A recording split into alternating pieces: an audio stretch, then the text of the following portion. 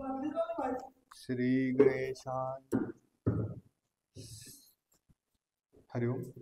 श्री गणेशाय नमः। श्री गुरुभ्यो नमः। श्री सर्वदेवताभ्यो नमः। मूकं करोति वाचालं पंगुं लंघयते गिरिं यत्कृपातमहं वन्दे परमानन्दं विग्रहम्।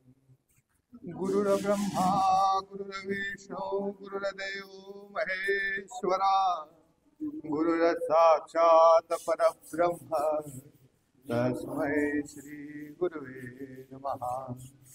या कुंदेन्दु तुषारहार धवला या शुभ्रवस्त्रावता या वीणावरदण्डमण्डितकरा या श्वेतपद्मासना या ब्रह्माण्डशंकर प्रभृतिवी देवे सदा वंदिता सा मा पातु सरस्वती भगवती निःशेषजाड्यापहा। अवधूत चिंतन श्री गुरुदेव दत्त। आज श्री दत्त महाराजांचा षष्ठाब्दी पूर्तीचा समाधी सोहळा या पुण्यनगरीमध्ये पार पडत असताना आज जो आपल्या समोर विषय मांडण्याची जी संधी मिळाली तो विषय फार आनंद देणार आहे। फार वेगळा असा विषय ज्याच्यावरती गेल्या काही वर्षांपासून मी चिंतन करत आहे तो विषय आज आपल्या समोर मांडणार आहे। आपण सांसारिक जीवन आणि परमार्थिक जीवन ही दोन्ही जीवनामध्ये आपण जगत असतो, आपलं कार्य करत असतो आणि आपल्या जन्माचा हेतू साध्य करत असतो। पण त्याच वेळेला तुमच्या माझ्या समोर अनेक आव्हानं असतात, अनेक संकट असतात, अनेक अडचणी असतात आणि या सगळ्यातून आपण पुढे जात असतो। आणि या पुढे जात असताना आपल्या आयुष्यामध्ये असणारा गुरूंचा रोल किती महत्वाचा आहे। आपल्या आयुष्यात दत्त महाराज, दत्तगुरु हे किती महत्वाचे आहेत हे आपल्याला ह्या कथनातून समजणार आहे। तर मी आपल्या समोर बोलत असताना हा विषय मांडत असताना ह्या विषयाची पार्श्वभूमी अशी होती की गेल्या अनेक वर्ष जवळपास 2019 सालापासून मी कोरोनापासून वास्तुशास्त्र, हस्तरेषा, कुंडली या शास्त्रांचा अभ्यास करत होतो। आणि या शास्त्रांचा अभ्यास करत असताना आजपर्यंत जवळपास 4000 पेक्षा जास्त लोकांना भेटण्याचा योग आला आणि त्यांच्या आयुष्यातील व्यक्तिगत अडीअडचणी ऐकण्याचा योग आला। आणि ह्या अडीअडचणी ऐकल्यानंतर मला असं वाटू लागलं की प्रत्येकाच्या आयुष्यामध्ये दुःख आहे आणि समर्थ रामदास स्वामी सांगतात जगी सर्व सुखी असा कोण आहे। तर हे दुःख प्रत्येकाच्या आयुष्यात आहे, परंतु प्रत्येक जण त्या दुःखाकडे कसं बघतोय ह्याचा मी विचार करू लागलो। त्याच वेळेला मला आठवतं की मी आपल्यासमोर एक 3 ते 4 उदाहरणं सांगणार आहे आणि नंतर मी आपल्या मुख्य विषयाकडे येणार आहे की हस्तरेषेच्या माध्यमातून व्यक्तींना भेटत असताना त्यांच्या अडीअडचणी ऐकत होतो। आणि त्या अडीअडचणी ऐकत असताना मला एक गोष्टीची जाणीव झाली की प्रत्येकाला त्या अडचणी आहेत। तर देशातील 100 श्रीमंत व्यक्ती आहेत, तर त्या 100 व्यक्तींच्या यादीतील एका श्रीमंत व्यक्तीला भेटण्याचा योग आला। त्या व्यक्तीची संपत्ती 15,000 कोटी रुपयांची होती। आणि त्यावेळेला त्या व्यक्तीकडे गेलेलो होतो आणि त्या व्यक्तीनं सांगितलं, त्या महालामध्ये जवळपास आम्ही बसलेलो होतो, 2 तास त्या व्यक्तीचा सहवास होता आणि त्या सहवासामध्ये त्या व्यक्तीनं तिचा हात दाखवला। त्यानंतर त्या हातावरती मी त्याचं भविष्य कथन केलं आणि त्यानंतर त्या व्यक्तीच्या आयुष्यातलं सगळं सुख, संपदा, असणारा ऐश्वर याविषयीची सगळ्याची कल्पना मिळाली होती। पण त्यानंतर अर्धा तासानंतर मी त्यांना सांगितलं की आता तुमचा काही प्रश्न असेल तर विचारा। मी माझ्याकडे जे ज्ञान होतं ते सांगितलं। त्यावेळेला त्या व्यक्तीनं हात केला आणि शेजारी बसलेला आपला मुलगा त्या मुलाकडे हात केला आणि सांगितलं त्या मुलाच्या काहीतरी बघा।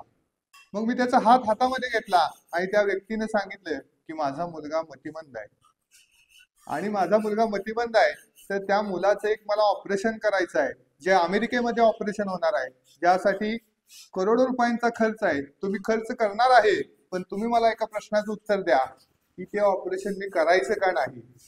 त्यावेळेला तिथं माझ्या अभ्यासानुसार जे उत्तर होतं त्यावेळेला मी सांगून दिलं की तुम्ही ऑपरेशन करू नये, कारण मला यातून धोका दिसतो. माझं जे शास्त्र मला सांगत होतं त्या शास्त्रावरच्या विश्वासानं मी दिलेलं उत्तर होतं. त्यानंतर त्या व्यक्तीनं तिथंच निघून गेला. मी सुद्धा माझ्या वाटेने निघून आलो. त्यानंतर मी विचार करत होतो की एखाद्याच्या आयुष्यामध्ये इतकी उंची यशाची असती, पण ती दुसरी बाजू जगाला दिसत नसते. त्यानंतरचं दुसरं उदाहरण देतो की हे एका उद्योजकाचं उदाहरण होतं. त्याच वेळेला एक दुसरं उदाहरण आपल्या समोर मला मांडायचं आहे की चाकणमध्ये मी काम करत असताना एका कंपनीचे मालक होते. जवळपास 200 कोटी रुपयांची प्रॉपर्टी त्या माणसाची होती. आणि तो माणूस माझ्याकडे हात दाखवण्यासाठी ज्या वेळेला आलेला होता त्यावेळेला त्या व्यक्तीने सांगितलं की मला 2 मुलं आहेत आणि त्यातली माझी एक मुलगी आहे, ती MBBS टॉपर आहे. MBBS ला ऍडमिशन मिळवण्यासाठी किती कष्ट असतात, किती आव्हानं असतात, पण ते आव्हानं सगळी पेलून ती मुलगी टॉपर मुलगी होती. पण दुर्दैवानं ती मुलगी एका गुंडाच्या घरात गेलेली होती. तर त्या मुलीला काय सोडवता येईल का यासाठी तो माणूस आलेला होता. ही झाली उद्योजकांची उदाहरणं. अनेक शासकीय कर्मचारी, मी स्वतः MPSCच्या प्रक्रियेतून मुलाखतीपर्यंत पोहोचलेलो होतो. त्यावेळेला MPSC मध्ये अनेक असणारे आमचे मित्र अधिकारी होताना बघितले. माझाही त्यामधील अनेक मित्रांशी अजून सुद्धा सुसंवाद असतो. त्यावेळेला एका मित्राच्या आयुष्यातली घटना अशी की एखाद्या चांगल्या शहरामध्ये पोस्टिंग मिळवायचं असेल तर लाखो रुपये द्यावे लागतात. ते लाखो रुपये देऊन त्या मित्रानं पोस्टिंग मिळवलेलं होतं. आणि त्यावेळेला त्याच्या गणपतीच्या उत्सवामध्ये त्याच्या घरी गेलेलो होतो. त्यावेळेला घरी गेल्यानंतर मी बघितलं, त्याच्याशी बऱ्याच गप्पा झाल्या. आणि त्यानंतर त्यानं घराचं दार बंद केले, एका खोलीमध्ये घेतलं आणि म्हणला मला जरा सांग, माझ्या हात बघून मला जरा माझ्या भविष्याविषयी मला काळजी वाटते, सांग. त्यावेळेला त्या वयाच्या 35 मध्ये असणारा त्या मित्राच्या आयुष्याची अवस्था अशी होती की वयाच्या 35 मध्ये त्याला भरमसाठ पैसे मिळत होते, पण दुसऱ्या बाजूला शुगर आणि बीपीचा त्रास चालू झालेला होता. हे झाले एका शासकीय अधिकारी. दुसरा शासकीय अधिकारी असे अनेक जण आहेत. त्यातलं दुसरं उदाहरण असं की एक शासकीय प्रामाणिक अधिकारी आहेत. ह्याचं उदाहरण असं होतं की ह्याला वाममार्गाने येणारी संपत्ती बरीच होती, परंतु दुःख असं होतं. तर दुसऱ्या बाजूला गोष्ट अशी होती की दुसऱ्या बाजूला एक अधिकारी वर्ग असा होता की क्लास 1 अधिकारी होते, परंतु त्यांच्या आयुष्यामध्ये त्यांना इतकं दुःख होतं की ते म्हणले की दरवर्षी माझे 10 लाख रुपये खर्च होतात. माझा हात बघा, माझी पत्रिका बघा आणि सांगा की का होतं. तर ह्या सगळ्या गोष्टी मी बघत होतो. आणि यानंतर तुम्हाला खरं सांगायचं म्हटलं तर मी काही उद्योजक सांगितले, काही शासकीय अधिकारी सांगितले, त्यानंतर शेतकरी वर्गातील, व्यापारी वर्गातील, मध्यमवर्गीय कुटुंबातील अडचणी तर अशा असतातच, ज्यामध्ये सर्वार्थानं आर्थिक चणचण असते, लग्न असतं किंवा अशा अनेक अडचणी असतात. तर ह्या सगळ्या अडचणीतून आपण सगळेजण जात असतो. म्हणजे मला सांगण्याची गोष्ट अशी होती की यातील प्रत्येक वर्गातील, मध्यमवर्गीय असू दे, उच्चवर्णीय असू दे किंवा निम्नवर्गीय असू दे, आर्थिकदृष्ट्या असू दे, कोणीही व्यक्ती असेल तर त्याला हे दुःख आहे, त्याला हे कष्ट आहेत. म्हणजे सांगायची गोष्ट अशी, जर तुम्ही ऊसाचं मूळ घेतलं, ऊसाचं जर मूळ घेतलं तर ते गोड आहे, कारल्याचं मूळ घेतलं तर ते कडू आहे, आणि संसाराचं मूळ घेतलं तर ते दुःख आहे. हे सिद्ध झालेलं मला दिसलेलं या 4000 लोकांना भेटल्यानंतरचं उदाहरण होतं. मग याच्यानंतर मग तुम्ही म्हणाल की मग आपलं आयुष्य कसं जगलं पाहिजे, आपल्या जगण्याचा हेतू काय, जगण्याचा उद्देश काय. तर आपण संतांच्या सहवासात जगलं पाहिजे. तुमचं माझं सद्भाग्य आहे की अष्टानगरीला या दत्त महाराजांसारखे सत्पुरुष संत महात्मे लाभले. अष्टानगरीला सदानंद माऊलींसारखे संत महात्मे लागले, ज्यांच्या समाधी आज आष्ट्यात आहेत, ज्यांचा सहवास आज आष्टेकरांना आहे, तुम्हा आम्हाला आहे. यांच्या सानिध्यात राहणं म्हणजे काय असतं, यांच्या जवळ राहणं म्हणजे काय असतं, त्यांच्या विचारांनी राहणं म्हणजे काय असतं. तर असेच संत महापुरुष त्यांच्या आयुष्यात त्यांच्या गुरूंना कसे आठवत होते, त्यांच्या गुरूंच्या विषयी त्यांना कसं प्रेम होतं. तर त्या कलकत्त्या जवळची एक गोष्ट आहे, ही गोष्ट सगळ्यांनी मन लावून ऐका की त्या कलकत्त्याच्या जवळ असणारे एक सत्पुरुष होते. आणि ते शाळेमध्ये जात होते, शाळेतून कॉलेजात गेलेले होते, आणि त्यांचा इंग्रजी नावाचा विषय होता. इंग्रजी पदवीचं शिक्षण चालू होतं. पदवीचं इंग्रजीचं शिक्षण चालू असताना त्या शाळेमध्ये इंग्रजीचे जे कवी होते, शिक्षक होते, ते शिक्षक आपली एक कविता शिकवत होते. त्या काळामध्ये निसर्गाचं वर्णन असणारी ती कविता, त्या वर्षभरची कविता ते शिक्षक शिकवत होते. तो मुलगा ऐकत होता आणि त्यावेळेला शिक्षक त्या निसर्गाचं असं वर्णन करत होते. त्यावेळेला त्यांनी देवाचा उल्लेख केला. त्या देवाचा उल्लेख केल्यानंतर तो तिथं असणारा BA चं शिक्षण घेणारा विद्यार्थी चटकीने उठला आणि म्हणाला, शिक्षक तुम्ही देवाला पाहिलंय का? तुम्ही देवाला पाहिलंय का? तुम्ही देवाला ऐकलंय का? तुम्ही देवाला अनुभवलंय का? त्यावेळेला त्या शिक्षकांनी तिथंच सांगितलं की मी देवाला पाहिलेलं नाही, परंतु मी तुला एक गोष्ट सांगू शकतो की ज्यांनी देवाला पाहिलंय, जे देवाशी बोलतात, असे एक संत महापुरुष आहेत. या नदीच्या पलीकडच्या बाजूला एक कालीमातेचं मंदिर आहे, त्या कालीमातेच्या मंदिरामध्ये जावा. त्यावेळेला त्या कालीमातेच्या मंदिरामध्ये जाण्यासाठी ते निघतात आणि त्यावेळेला ते कालीमातेच्या मंदिरामध्ये जातो. तो मुलगा त्या कालीमातेच्या जवळ असणाऱ्या त्या कालीमातेच्या मंदिरामध्ये पूजा करणारे जे सत्पुरुष असतात, जे योगी असतात, जे तपस्वी असतात, त्यांच्या समोर जातो आणि त्यांना नमस्कार करतो. आणि त्यांना त्यावेळेला ते सत्पुरुष, ते योगी पुरुष त्यांना म्हणतात की अरे अरे नरेंद्र, मला बरेच दिवस वाट बघायला लावलीस. तर त्या सत्पुरुषांचं नाव असतं रामकृष्ण परमहंस. ते रामकृष्ण परमहंस साक्षात त्या कालीमातेशी बोलत असतात, साक्षात त्या कालीमातेशी संवाद साधत असतात. त्यावेळेला तो नरेंद्र अवघ्या कॉलेजच्या वयामध्ये तिथं पोहोचतो आणि त्यांना दंडवत घालतो आणि विचारतो, तुम्ही देवाला पाहिले का? त्यावेळेला ते ठामपणे उत्तर देतात, हो मी देवाला पाहिले, मी देवाशी संवाद साधतो. त्या रामकृष्ण परमहंसांचं ते उत्तर ऐकल्यानंतर त्या नरेंद्रच्या अंगावरती ससरून काटा मारतो आणि तिथंच तो नतमस्तक होतो. आणि नतमस्तक झाल्यानंतर ते रामकृष्ण परमहंस त्या स्वामीजींच्या डोक्यावरती हात ठेवतात आणि वयाच्या अवघ्या 18व्या वर्षी समाधी सुखाचा आनंद देतात. तो समाधी सुखाचा आनंद 2-3 तास दिल्यानंतर त्या समाधी सुखाच्या आनंदातून बाहेर येतो नरेंद्र. त्यावेळेला नरेंद्रला सांगतात की तुला ह्या सुखामध्ये फक्त रममाण व्हायचं नाहीये, तर तुझ्या हातून मला मोठं असं कार्य या भारतभूमीवरती, या विश्वामध्ये घडवायचं आहे. हे विश्वामध्ये जे कार्य घडवायचं हे सांगितल्यानंतर तो नरेंद्र पेटून उठतो आणि कामाला लागतो. त्यावेळेला त्या नरेंद्रच्या घरामध्ये आर्थिक चणचण असते, आर्थिक अडचण असती. सर्वसामान्य घरातला जरी नसला तरी त्याच्या घरावरती अशी एक वाईट वेळ आलेली असती. त्या नरेंद्र त्या स्वामीजींच्याकडे जातो, रामकृष्णांच्याकडे जातो आणि म्हणतो की रामकृष्ण, तुम्हाला तर देवी प्रसन्न आहे, माझ्या घरची तुम्ही अडचण सोडू शकता. त्यावेळेला ते म्हणतात, जा आणि त्या कालीमातेच्या जवळ तुझं मागणं माग. त्यावेळेला तो नरेंद्र जातो आणि कालीमातेच्या जवळ मागणं मागायला लागतो. त्यावेळेला त्याच्या मनामध्ये एकच विचार येतो की हे आई जगदंबे, हे आई कालीमाते, मला ज्ञान दे, विवेक दे, वैराग्य दे. हे विचार त्या नरेंद्रच्या मनामध्ये येतात. पुन्हा येतो आणि त्या रामकृष्णांना म्हणतो की महाराज, मी तिथे गेल्यानंतर माझ्या मनात हे मागणं मागितलं जाते. त्यावेळेला तो पुन्हा जातो. पुन्हा गेल्यानंतर तेच मागणं, ज्ञान दे, विवेक दे, आनंद दे, वैराग्य दे.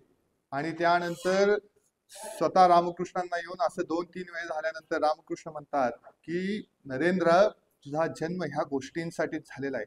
आणि त्याच गोष्टी कालीमातेनं त्या नरेंद्रला दिल्या, त्या विवेकानंदांना दिल्या. आणि त्यानंतर त्या नरेंद्रचा परिवर्तन विवेकानंद रूपामध्ये झालं. गुरु जर आयुष्यात आले, गुरूंची जर कृपा आयुष्यामध्ये झाली, गुरूंचा जर हात आपल्या मस्तकावरती असेल, तर माणसाच्या आयुष्यामध्ये नरेंद्र पासून ते विवेकानंद पर्यंत आणि विवेकानंद पासून ते या भारतभूमीला विश्वगुरु बनवण्यापर्यंतचा प्रवास त्या नरेंद्रच्या हातून होतो. हे कार्य कधी घडतं? ज्या वेळेला रामकृष्ण परमहंसांसारखे गुरु त्यांच्या पाठीशी असतात. माऊली ज्ञानेश्वरांचं एक वाक्य आहे, ज्ञानदेव म्हणे तरलो तरलो, आता उद्धरिलो गुरु कृपेने. की गुरूंची कृपा किती महान आहे, गुरूंची कृपा किती अद्भुत आहे, गुरूंची कृपा किती विलक्षण आहे. माऊली ज्ञानेश्वर यांच्या आयुष्यामध्ये गुरूंची कृपा कशी आहे? जर आपण कधी त्र्यंबकेश्वरला गेलो तर तिथं त्या ब्रह्मगिरीच्या डोंगरामध्ये कधी तर जावा आणि तिथं गुहा आहेत, नाथांच्या गुहा आहेत, तिथलंही दर्शन घ्या. ह्याचं कारण असं आहे की ज्या वेळेला निवृत्ती, ज्ञानदेव, सोपान, मुक्ताबाई ही चारी भावंड ज्या वेळेला त्या ब्रह्मगिरीची प्रदक्षिणा करत होते, त्यावेळेला ती प्रदक्षिणा करत असताना एका गुहेमध्ये एक वाघ असतो आणि तो वाघ तिकडनं येतो म्हणून एका गुहेमध्ये लपतात आणि त्या ब्रह्मगिरीच्या जंगलामध्ये वाघ येतोय म्हणून त्या गुहेमध्ये जातात. त्यावेळेला त्या गुहेमध्ये गहिनीनाथ बसलेले असतात आणि ते गहिनीनाथ त्या निवृत्तीनाथांना आपली गुरुदीक्षा देतात आणि ते निवृत्तीनाथ आपल्या ज्ञानेश्वर माऊलींना गुरुदीक्षा देतात. म्हणजे आदिनाथ गुरु सकळ सिद्धांचा, मच्छिंद्राने बोध गोरक्षासी केला, गोरक्ष ओरला गहिनी प्रत.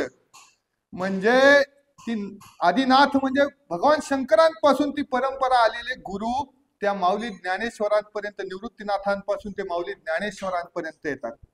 म्हणजे गुरूंची कृपा असती, गुरूंची जी कृपा त्या माऊलींच्या वरती झाली आणि माऊलींनी जो साक्षात्कार केला, माऊलींनी आपल्या आयुष्यामध्ये जे घडवून दाखवलं, अदृश्य ते दृश्य जी केले, अज्ञानची ते ज्ञान जी झाले, म्हणजे माऊलींनी जे ज्ञान जगाला दिलं, ते हे ज्ञान दिलं त्याचं सगळ्यात महत्वाचं कारण होतं की माऊलींच्या वरती झालेली गुरुकृपा.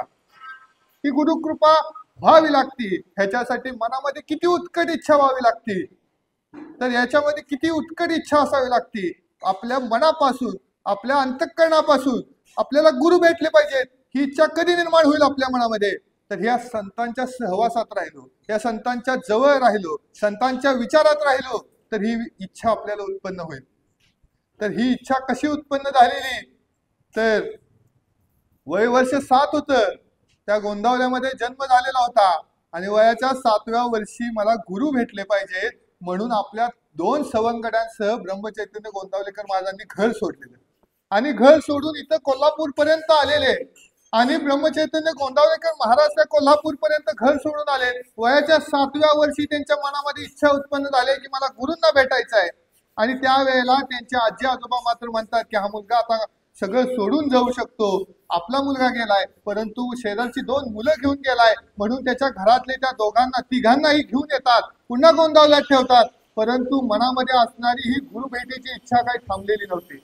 त्यानंतर पुन्हा 9व्या वर्षी स्वतः एकटेच ब्रह्मचैतन्य महाराज निघतात आणि एकटेच गुरु भेटले पाहिजेत म्हणून निघतात. चालत चालत या कोल्हापूरपासून सांगलीपासून इथे एक राधाबाई म्हणून होत्या, त्या सांगलीच्या आसपास एक राधाबाईंचं नाव येतं की साक्षात भगवान श्रीकृष्ण त्यांच्या भजनांवरती नाचायचे. त्या राधाबाईंच्या जवळ जातात आणि त्यांना म्हणतात की राधाबाई मला तुम्ही गुरुदीक्षा द्या. त्यावरती ते ब्रह्मचैतन्य महाराजांना सांगतात की हा अधिकार माझा नाही, मी तुम्हाला गुरुदीक्षा देऊ शकत नाही, पण इच्छा मात्र मनामध्ये असते. त्यानंतर ते चालत चालत कुठं जातात तर त्या अयोध्येपर्यंत जातात. त्या प्रभू रामचंद्रांचं दर्शन घेतात. प्रभू रामचंद्रांना विनंती करतात की महाराज रामचंद्रांना म्हणतात की मला गुरु भेटले पाहिजेत. त्यावरती प्रभू रामचंद्रांचा आशीर्वाद मिळतो, परंतु त्यावेळेला गुरु भेटत नाहीत. त्यानंतर त्या जवळ असणाऱ्या वाराणसीमध्ये जातात. समर्थ संप्रदायातले एक रामदास स्वामींचे एक शिष्य तिथे भेटतात, त्यांना विनंती करतात की मला तुम्ही गुरुदीक्षा द्या. त्यावरती सुद्धा देव महाराज म्हणतात की मी नाही देऊ शकत तुम्हाला गुरुदीक्षा. आणि त्याच वेळेला मध्यंतरीच्या काळामध्ये श्री स्वामी समर्थ अनंत कोटी ब्रह्मांड नायक राजाधिराज योगीराज भक्तवत्सल भक्ताभिमानी अक्कलकोट निवासी श्री स्वामी समर्थांची भेट आणि ब्रह्मचैतन्य गोंदावलेकर महाराजांची भेट होते. किती मोठा क्षण असेल! त्या दोन्ही सत्पुरुषांची भेट झालेली असती. स्वामी समर्थांना म्हणतात की तुम्ही मला गुरुदीक्षा द्या, तरी सुद्धा स्वामी समर्थ गुरुदीक्षा देत नाहीत. आणि त्यावेळेला मग एक संत महात्मे, त्या रामदासी पंथातलेच एक संत महात्मे ते म्हणतात की त्या नांदेड जिल्ह्यातील उमरगा तालुक्यातील एका गावामध्ये तुकाराम चैतन्य नावाचे महाराज आहेत, तिथं जावा आणि ते तुम्हाला गुरुदीक्षा देतील. त्या व्यक्तीच्या सांगण्यावरती महाराज विश्वास ठेवतात. चालत चालत चालत त्या नांदेडच्या जवळ येतात आणि तिथं असणाऱ्या अन्न नाही, पाणी नाही, फक्त एकच आस, गुरुभेटीची आस काय असते ती मनामध्ये असते. तिथे येतात, त्या नांदेडच्या उमरग्यामध्ये जातात आणि महाराजांची भेट, त्या तुकाराम चैतन्य महाराजांची भेट होते. आणि तुकाराम चैतन्य महाराजांनी दिले ती भेट झाल्यानंतर त्यांच्या मनामध्ये काय आनंद झाला असेल, काय कृपा असते गुरूंची, की त्याच ब्रह्मचैतन्य महाराजांचं जे माणदेश आहे त्या गोंदावल्यामध्ये आसपास आपण बघत असाल की काही पाणी वगैरे आपल्याला दिसत नाही, अगदी दुष्काळी भाग आहे, परंतु आपल्यासारखे अनेक लाखो भक्त आज तिथे जातात. गुरूंची कृपा झाल्यानंतर होणारं कार्य किती असतं. तुकाराम चैतन्य महाराज म्हणतात की बाळा, तुझ्यासाठी बरेच दिवस मी वाट बघितली. खूप परीक्षा घेतात, खूप परीक्षा घेतात की गुरु भेटल्यानंतर सुद्धा तुकाराम चैतन्य महाराज म्हणतात की ह्या झाडाची पानं तोडतात, म्हणतात आता ही झाडाची पानं लावून दाखव. त्यावेळेला श्रीराम जयराम जय जयराम म्हणत अशी ती झाडाची पानं लावायचा प्रयत्न करतात. त्यानंतर 2 मुलांना म्हणतात की ह्या जमिनीमध्ये पुरतात आणि म्हणतात की आता ह्यांना वर काढा. अशा कितीतरी परीक्षा घेतल्यात, पण गुरूंच्या वरचा विश्वास ढळत नव्हता. त्या ब्रह्मचैतन्य गोंदावलेकर महाराजांचा, त्या तुकाराम चैतन्य महाराजांच्या वरचा विश्वास ढळत नव्हता. तो विश्वास इतका अगम्य होता, तो विश्वास इतका विलक्षण होता. तो विश्वासानं त्या गुरु महाराजांनी त्या तुकाराम चैतन्य महाराजांचं मन जिंकलं. आणि त्या तुकाराम चैतन्य महाराजांनी त्यांना दिलेला संदेश काय होता, त्या तुकाराम चैतन्य महाराजांनी ब्रह्मचैतन्यांना दिलेला संदेश काय होता, तर त्या तुकाराम चैतन्य महाराजांनी सांगितलं. ते वाक्य फार महत्वाचं आहे. त्या चरित्रातलं ते वाक्य खूप ताकद देणार आहे. ते वाक्य असं होतं, त्या वाक्यामध्ये ते म्हणतात की तू माझं नाव मोठं करू नकोस, त्या रामाचं नाव मोठं कर. त्यांनी तेच वाक्य, तोच संदेश घेतला आणि आपल्या आयुष्यामध्ये त्या जयाच्या जगी जन्म नामात झाला, जयाने सदा वास नामात केला, जयाच्या मुखी सदा नाम कीर्ती, नमस्कार माझा ब्रह्मचैतन्य मूर्ती. त्याप्रमाणे त्यांनी फक्त नाम सांगितलं, नाम सकीर्तन सांगितलं. आणि त्या नाम सकीर्तनातून आज लाखो जणांच्या आयुष्यामध्ये कसा आनंद झाला. मला आठवतंय, काही दिवसांपूर्वी इथे एका मोठ्या हॉस्पिटलमध्ये गेलेलो होतो. या संत महात्म्यांचा संदेश किती महत्वाचा आहे. त्या संत महात्म्यांचा संदेश इतका महत्वाचा आहे की तिथं असणाऱ्या त्या हॉस्पिटलमध्ये गेल्यानंतर त्या डॉक्टरांनी ICU मध्ये आम्हाला तपासण्यासाठी बोलवलं. आईची संधिवाताची ट्रीटमेंटसाठी आम्ही गेलेलो होतो. आणि तिथे गेल्यानंतर त्या ICU मध्ये गेल्यानंतर तिथं असणाऱ्या 25 जणांकडे बघितलं. ती 25 जण आपल्या मृत्यूची आलोचना करत होते, की आम्हाला मृत्यू यावा असं म्हणत होते. त्यावेळेला शांतपणे बराच वेळ विचार केला. आणि त्यावेळेला मी आईशी बोलत होतो. त्यावेळेला आईने एक गोष्ट सांगितली की ब्रह्मचैतन्य महाराजांच्या संप्रदायातला एक व्यक्ती होता. तो व्यक्ती ज्या वेळेला हॉस्पिटलमध्ये गेला त्यावेळेला श्रीराम जयराम जय जयराम नाम म्हणत होता. त्या व्यक्तीच्या मुखामध्ये नाम होतं. तो व्यक्ती ज्या वेळेला तिथं ICU मध्ये गेला त्यावेळेला नाम होतं. त्याला त्या वेदना कमी होत असतील, त्यावेळेला त्या वेदना सुद्धा होत नसतील. तो कोमामध्ये गेला, कोम्यातून बाहेर आला तरी सुद्धा त्याच्या मुखामध्ये नाम होतं. म्हणजे संतांचं आयुष्य किती महान होतं, संतांनी दिलेला संदेश किती महान होता, संतांनी सांगितलेलं प्रत्येक वाक्य किती महान होतं. ते आमच्या आयुष्यात जगण्यासाठी होतं, ते आमच्या आयुष्याला दिशा देण्यासाठी होतं. तर ते सुद्धा आज आमच्या आयुष्यात उपयोगी पडतं. आज ज्यावेळेला ह्या शास्त्रांचा अभ्यास करत होतो त्यावेळेला त्या शास्त्रामध्ये एक गोष्ट अशी होती की ज्योतिषशास्त्रीय उपायांनी एखाद्याच्या आयुष्यात खरंच बदल घडतो का, एखाद्याच्या आयुष्यात बदल घडतो का. तर त्यावेळेला मी एका योगी गुरुजींच्या पाशी बसलेलो होतो. त्यावेळेला त्यांना हाच प्रश्न विचारला की आपण एखाद्याच्या आयुष्यात किंवा एखाद्याच्या प्रारब्धात आपण ढवळाढवळ करत असतो, त्या व्यक्तीला आपण एखादा उपाय सांगत असतो, तर तो योग्य आहे का. त्यावेळेला त्यांनी दिलेलं उत्तर असं होतं की आपण एखाद्याला उपासनेचा मार्ग सांगणं म्हणजे त्याच्या आयुष्यातील ते दुःख आहे त्याची दुःखाची दाहकता कमी करणं. म्हणजे आपण ह्या मार्गातून, या विचारातून, या आचारातून, या संतांच्या सहवासातून आपल्या आयुष्यात प्रत्येकाच्या आयुष्यात असणारं दुःख आहे त्या दुःखाची दाहकता कमी करतोय, ते दुःख कमी करतोय. आणि त्यासाठी हा संतांचा मार्ग आहे. हा संतांचा मार्ग आपण संतांचे होऊ शकतो, आपण संत होऊ शकत नाही. हे वाक्य फार महत्वाचं आहे की आपण संतांचे होऊ शकतो. म्हणजे काय, तर संतांच्या विचारांचे होऊ शकतो, संतांच्या आचारांचे होऊ शकतो, परंतु आम्ही संत होऊ शकत नाही. आम्हाला संत म्हटलं जाणार हे सिद्ध आहे, परंतु आम्ही संतांच्या विचारांचे होऊ शकतो हे मात्र सत्य आहे. त्याच वेळेला अशी किती आस असते, किती निस्पृह निष्काम अशी भक्ती असते. समर्थ रामदास स्वामींच्या आयुष्यातली गोष्ट सांगणार, एक 2-3 गोष्टी सांगून मी शेवटाकडे येणार आहे. की समर्थांच्या आयुष्यातला जो प्रसंग आहे, माऊलींच्या आयुष्यातला जो प्रसंग आहे तो फार महत्वाचा आहे. एखाद्यानं विचारलं की समर्थ रामदास स्वामींच्या आयुष्यातला टर्निंग पॉइंट काय असेल, तर अनेक जण म्हणतील की शुभमंगल सावधान म्हटल्यानंतर समर्थ पळाले हा टर्निंग पॉइंट असेल. परंतु मला तो नाही वाटत. माझं स्वतःचं चिंतन असं सांगतं की ज्या वेळेला समर्थ रामदास स्वामी त्या नाशिकमध्ये पोहोचलेले होते आणि नाशिकमध्ये गेल्यानंतर समर्थ रामदास स्वामी त्या टाकळीच्या डोहामध्ये पोहोचले आणि टाकळीच्या तिथं असणाऱ्या एका गुहेमध्ये समर्थ रामदास स्वामींनी वास्तव्य चालू केलेलं होतं. समर्थ कधी जर नाशिकला गेला त्या नाशिकच्या जवळ असणाऱ्या टाकळीला भेट द्या. तिथे समर्थांचा मठ आहे, सुंदर असं मंदिर आहे. परंतु त्या मंदिराचं महात्म्य आणि तिथं असणाऱ्या गुहेचं महात्म्य असं आहे की समर्थांनी 12 वर्ष तिथे तपस्या केलेली आहे. ती समर्थांची तपस्या कशी होती की मला प्रभू रामचंद्र भेटले पाहिजेत हा ध्यास मनामध्ये होता. समर्थांच्या मनामध्ये हा ध्यास इतका लागलेला होता की समर्थांच्या मनामध्ये एकच गोष्ट होती की मला प्रभू रामचंद्रांनी दर्शन दिलं पाहिजे. त्यावेळेला समर्थ रामदास स्वामी पहाटे उठायचे, त्या ब्रह्ममुहूर्तावरती 3 वाजता उठायचे आणि 3 वाजता उठल्यानंतर त्या गोदावरी नदीमध्ये आपलं स्नान करायचे. स्नान केल्यानंतर निम्म्या पाण्यामध्ये आपलं शरीर, निम्म्या पाण्याच्या वरती शरीर, आणि अशा परिस्थितीमध्ये एका पायावरती त्यांनी जप सुरू केला. समर्थांनी जप सुरू केलेला होता. तर समर्थांनी जप सुरू केला तर त्या ब्रह्ममुहूर्तापासून ते दुपारचे 12 वाजेपर्यंत समर्थ रामदास स्वामी जप करायचे. श्रीराम जय राम जय जय राम नावाचा जप त्यांनी तब्बल 13 कोटी राम नामाचा जप केला. आणि 13 कोटी राम नामाचा जप केला.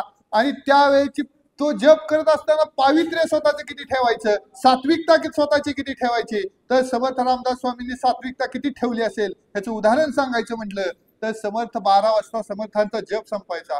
जप संपल्यानंतर समर्थ माधुकरी मागण्यासाठी तिथं असणाऱ्या घरांमध्ये जायचे.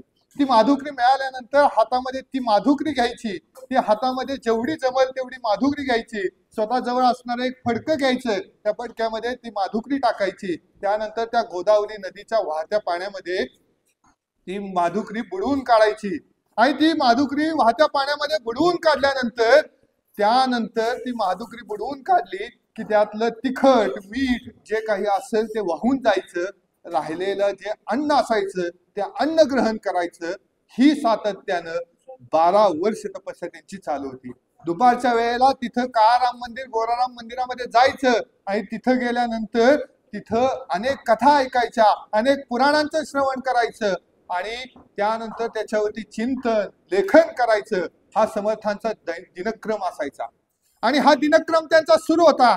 आणि त्याच वेळेला ती एक वेळ येते की त्या वेळेला साक्षात प्रभू रामचंद्रांचं दर्शन होतं. त्यावेळेला समर्थांचं निम्म कमरेपासूनचं खालचं शरीर पूर्णपणे पांढरं पडलेलं असतं. त्या पाण्यामध्ये उभारून माशांनी अनेक वेदना केलेल्या असतात, जखमा झालेल्या असतात. अशा परिस्थितीत समर्थांना प्रभू रामचंद्र दर्शन देतात. आणि दर्शन दिल्यानंतर प्रभू रामचंद्रांच्या दर्शनानंतर समर्थ रामदास स्वामी म्हणतात की आता मला भारत भ्रमंती करायची आहे. समर्थ रामदास स्वामींनी संपूर्ण भारत चालत घोड्यावर जशा मिळेल तशा परिस्थितीत त्यांनी पूर्ण भारत भ्रमण केला. आणि त्यानंतर त्या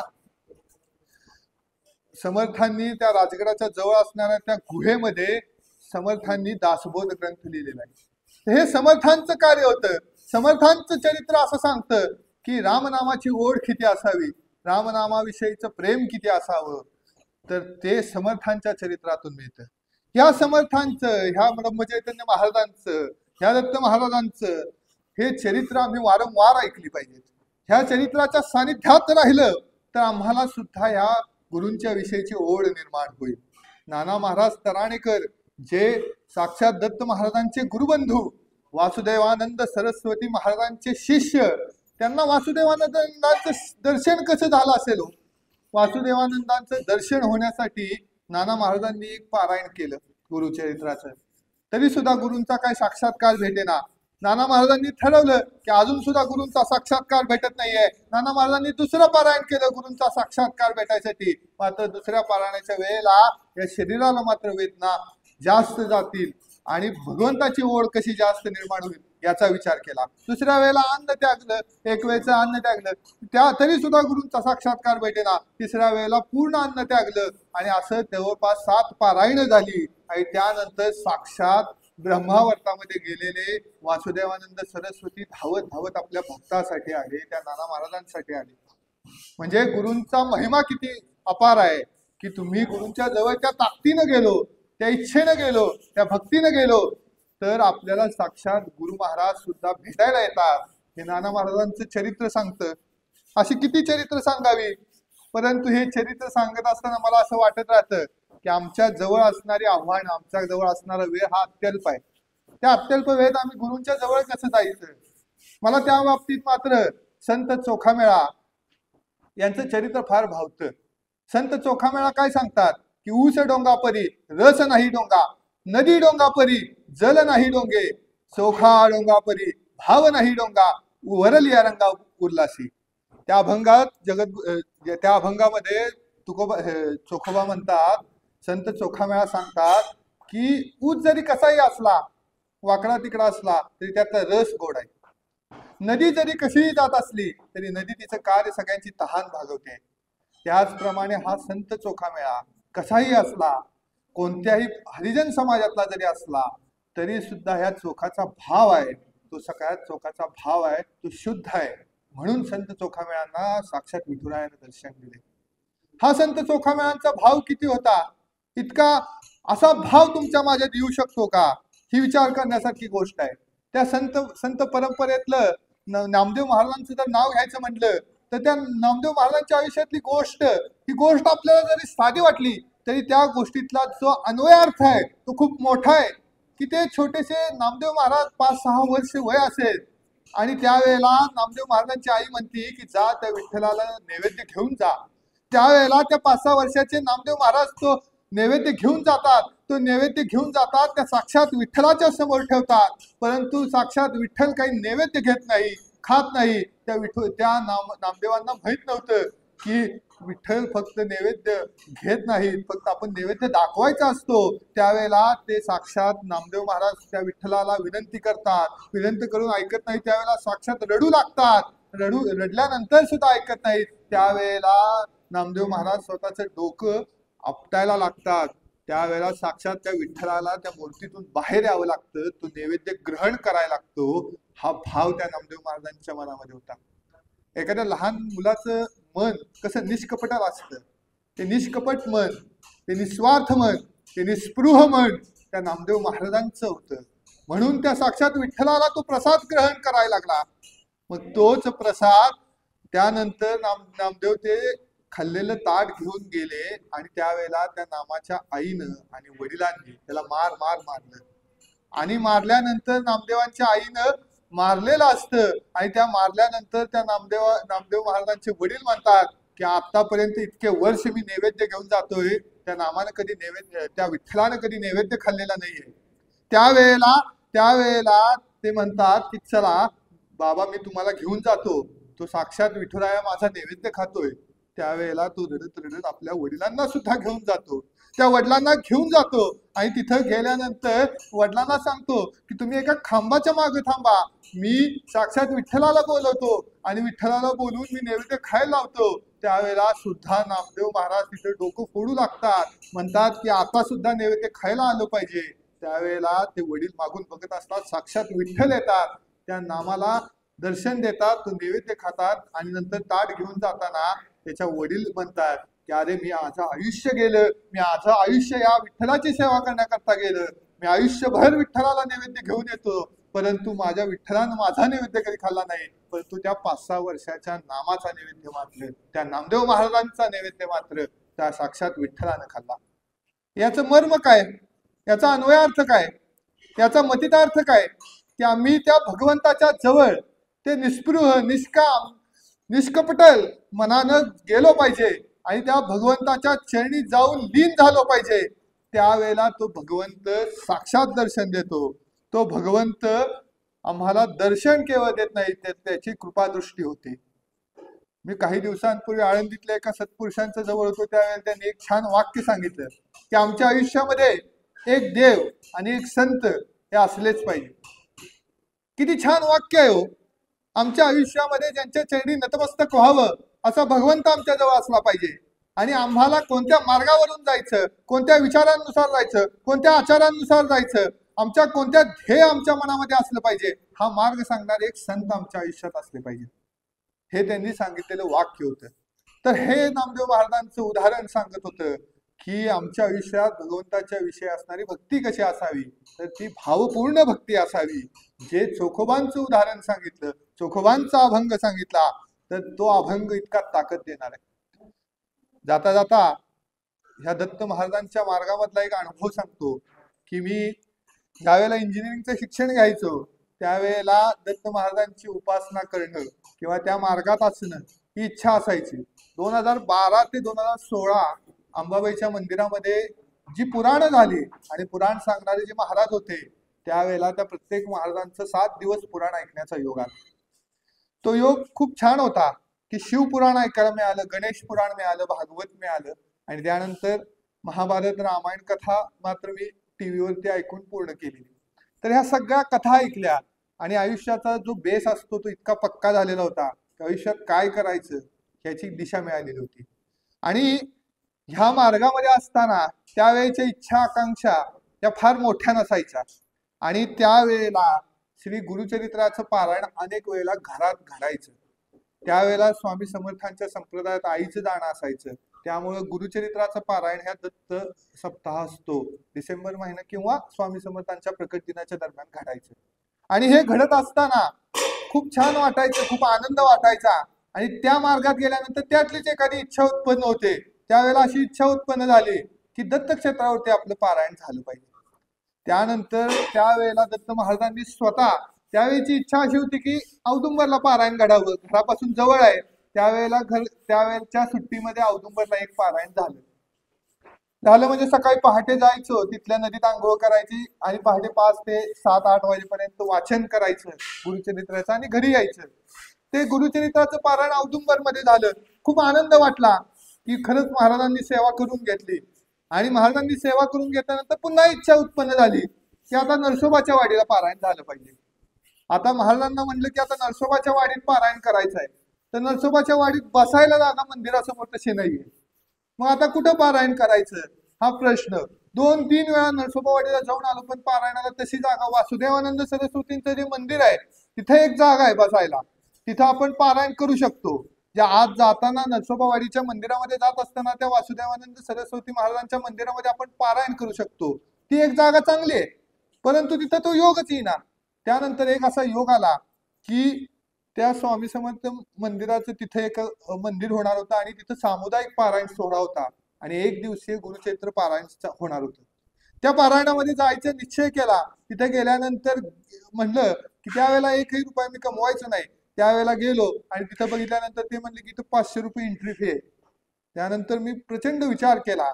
त्यावेळेच्या माझ्या मनानं विचार केलेला असा होता की भगवंताचं नाम घ्यायला आपल्याला पैसे द्यायची गरज नसते कुठेच, तर आपल्या जर महाराजांची इच्छा असेल तर ते आपल्याकडनं घडून जाईल. त्यावेळेला तिथं मी थांबलो आणि तिथून मागील बाजूने गेलो आणि तिथं मला बसायला जागा मिळाली. माझं 1 दिवसाचं पारायण सुद्धा तिथं पार पडलं. आता दोन्ही ठिकाणी झालेलं होतं. तिथं पुन्हा इच्छा उत्पन्न झाली की आता माझं पारायण गाणगापूरमध्ये झालं पाहिजे. आता म्हणलं हे गाणगापूरला जाणं, तिथं राहणं, ह्या गोष्टी खूप अशक्य वाटायला लागल्या. पण त्याच वेळेला 2016 सालचं इंजिनिअरिंगचं वर्ष संपलं आणि त्या दुसऱ्या दिवशी निश्चय केला की आपण आता गाणगापूरला जायचं आणि महाराजांचं पारायण करायचं. तर त्या गाणगापूरमध्ये गेल्यानंतर त्या घाटावरती आम्ही राहिलो. नाना महाराज नारायणकरांच्या मठात आम्ही पिशव्या वगैरे ठेवल्या आणि तिथे गेलो. समोरच असणाऱ्या संगमावरती बसून ते पारायण करायचा योग आला. त्यावेळेला मात्र अशी एक इच्छा उत्पन्न झाली की साक्षात दत्त महाराजांनी आपल्याला दर्शन दिलं पाहिजे. खूप मनापासून पारायण केलं. आम्ही ओल्यानं पारायण करायचो की तिथल्या नदीत आंघोळ करायचो, ओल्यानं येऊन आम्ही पारायण वाचायचो. ते 2 दिवसात आमचं पारायण संपलं. महाराजांनी दर्शन दिलं वगैरे असं काही नाही, परंतु ह्या मार्गावरची श्रद्धा अधिक दृढ झाली. त्यानंतर असं वाटू लागलं की आपण मनामध्ये इच्छा करतोय आणि ते साक्षात दत्त महाराज आपल्याला तिकडे घेऊन जात आहेत. म्हणजे आपण गुरूंच्या वरती ज्या वेळेला विश्वास ठेवतो, गुरूंच्या वरती भक्ती करतो, गुरूंच्या कडे जात असताना आपला भाव निस्पृह असतो, त्यावेळेला आपण ज्या गोष्टी ठरवतो, ज्या गोष्टी मनात आणतो, त्या गोष्टी होत होत्या. हे मी स्वतः अनुभवलं की तिन्ही दत्तक्षेत्रावरची पारायण झाली आणि तो आनंद इतका गगनात न मावणार होता की त्या आनंदाची तुलनाच कुठल्या आनंदाशी होऊ शकत नाही. त्या आनंदाची तुलना कुठल्याही आनंदाशी होऊ शकत नाही. इतका तो आनंद असतो, तो आध्यात्मिक मार्गातला असतो, तो पारमार्थिक मार्गातला असतो, की साक्षात गुरु भेटल्याचा आनंद असतो. तशा पद्धतीचा तो आनंद होता की गुरु महाराजांनी आपल्या ठिकाणी बोलावून घेतलं आणि आपल्याकडून सेवा करून घेतली. खरं तर आजचा दिवस हा असा होता की मला काल पुण्याला जायचं होतं आणि माझ्या आजी बरेच वर्षांपासून म्हणायची की तू बाहेर भाषण वगैरे करतोस, तू दत्त महाराजांच्या इथं भाषण केलेलं नाहीस. तर मी म्हणलेलं की खरंच आहे, मला करायचं आहे, पण तो योग येत नव्हता.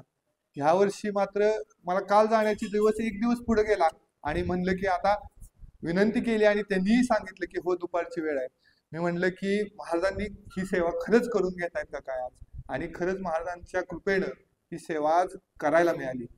म्हणजे मला सांगण्याचा उद्देश मला काही मोठं मिळालं, मी काय मिळवलं, हा कधीच नव्हता, कधीच नसेल.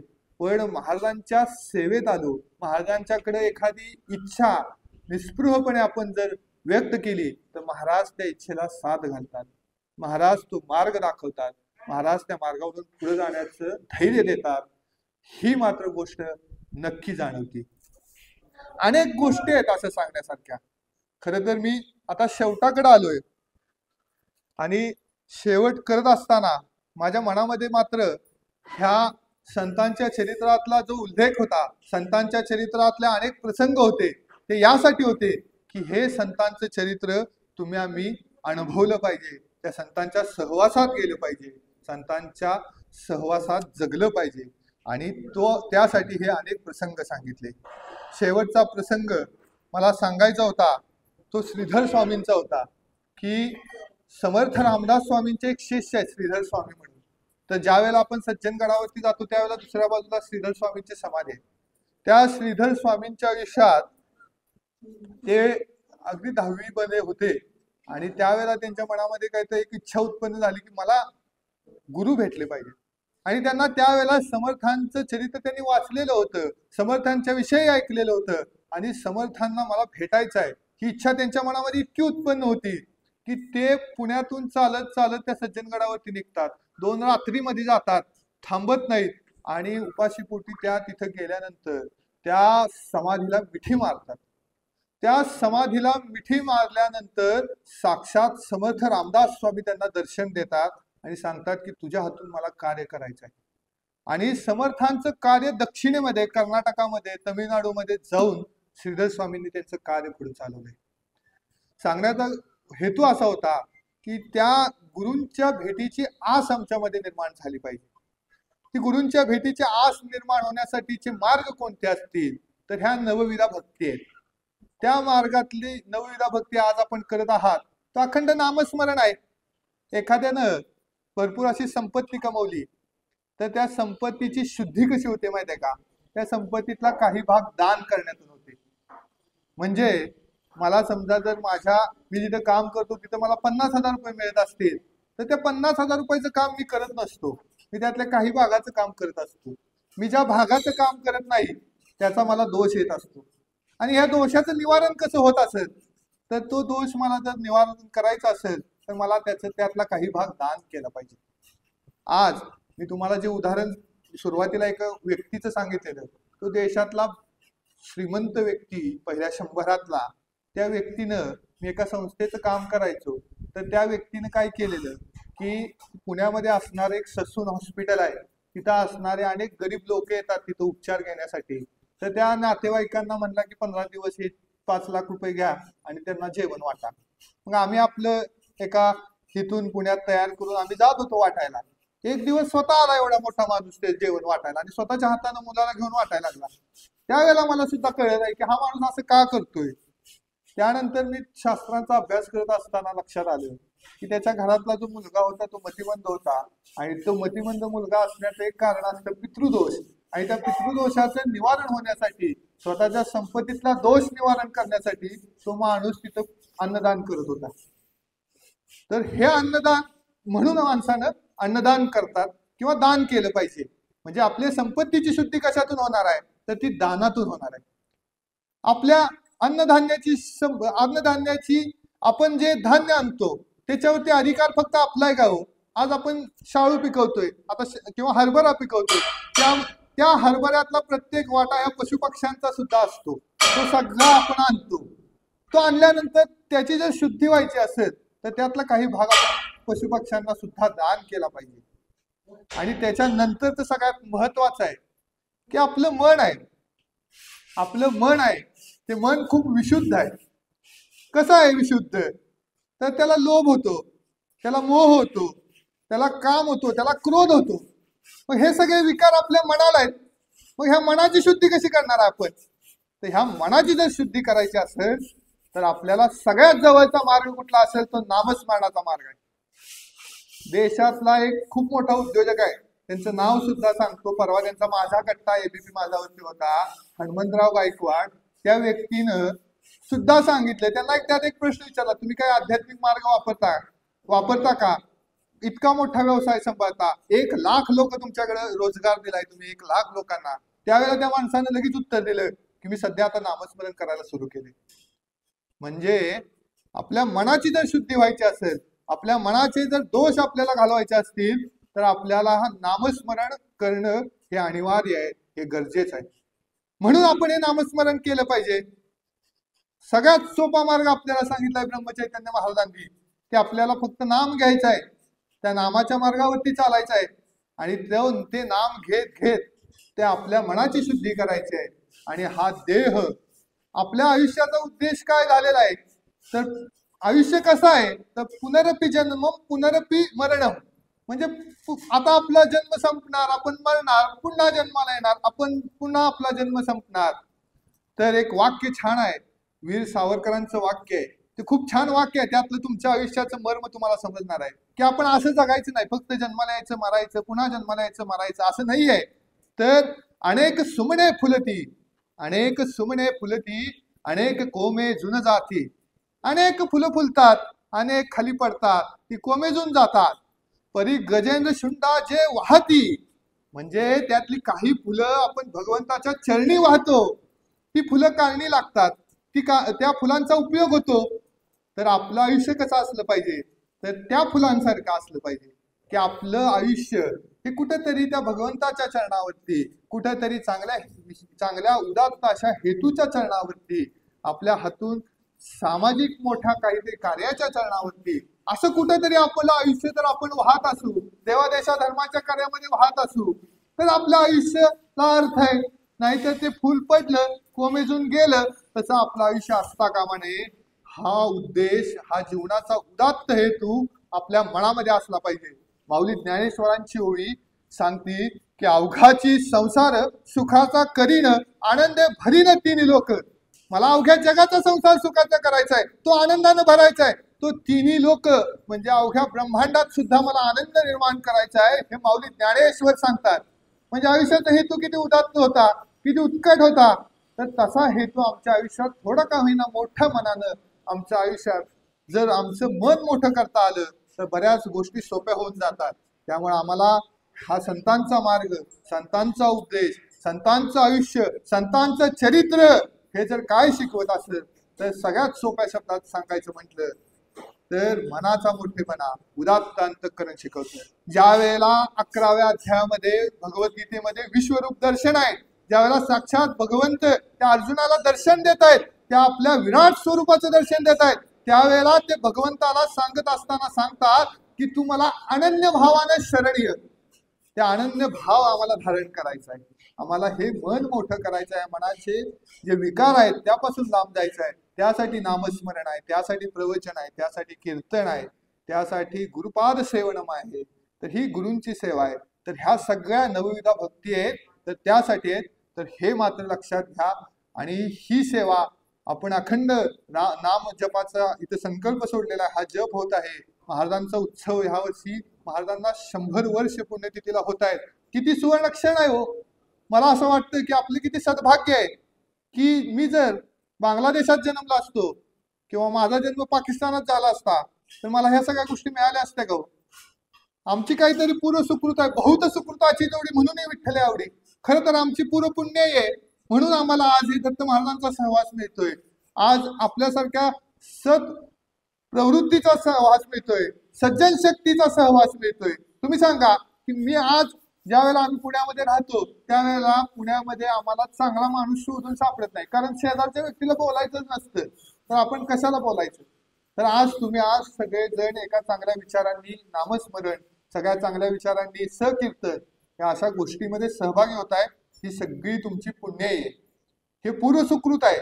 त्यामुळे स्वतःला कायम नशीबवानच समजलं पाहिजे. आपल्या आयुष्याकडे बघत असताना हे दुःख हे सर्वांना आहे. मी सुरुवातीचा जी उदाहरणं दिली त्या उदाहरणामधून मी हेच सांगत होतो की ह्या प्रत्येक स्तरावरती हे दुःख आहे. तर ह्याच्यामध्ये ह्या दुःखाची दाहकता जर कमी करायची असेल, तर आपल्याला ह्या गुरूंच्या चरणापाशी गेलं पाहिजे, गुरूंच्या चरणावरती नतमस्तक झालं पाहिजे, आणि ते नतमस्तक अनन्य भावानं झालं पाहिजे. ही मात्र गोष्ट नक्की आहे. या ठिकाणी मला असं वाटतंय की मी जवळपास 1 तास होऊन गेलेला आहे, आपल्याशी संवाद साधतोय, अनेक गोष्टींवरती संवाद साधण्याचा प्रयत्न केला. आज खरं तर ही संधी मिळाली. संधी म्हणजे खरोखर महाराजांनी ही सेवा करवून घेतली असं म्हणावं लागेल, की बरेच वर्षांपासूनची ही इच्छा होती की महाराजांच्या समोर बोलावं. तर ही इच्छा आज पूर्ण होताना जो आनंद आहे, तर तो आनंद विलक्षण आहे. तर आपल्या आयुष्यातल्या ह्या आनंदाच्या वाटातली सगळ्यात महत्वाची वाट म्हणजे ही अध्यात्माची, ही परमार्थाची, ही सेवेची, ही भक्तीची, ही भावाची असणारी वाट आहे. त्या वाटेवरती मी आज आपल्याशी संवाद साधला. झालेली सेवा श्री दत्तगुरूंच्या चरणी, श्री दत्त महाराजांच्या चरणी, स्वामी समर्थांच्या चरणी, आई चौंडेश्वरीच्या चरणी, प्रभू रामचंद्रांच्या चरणी अर्पण करतो आणि माझ्या वाणीला विराम देतो. अवधूत चिंतन श्री गुरुदेव दत्त, श्री दत्त महाराज की जय.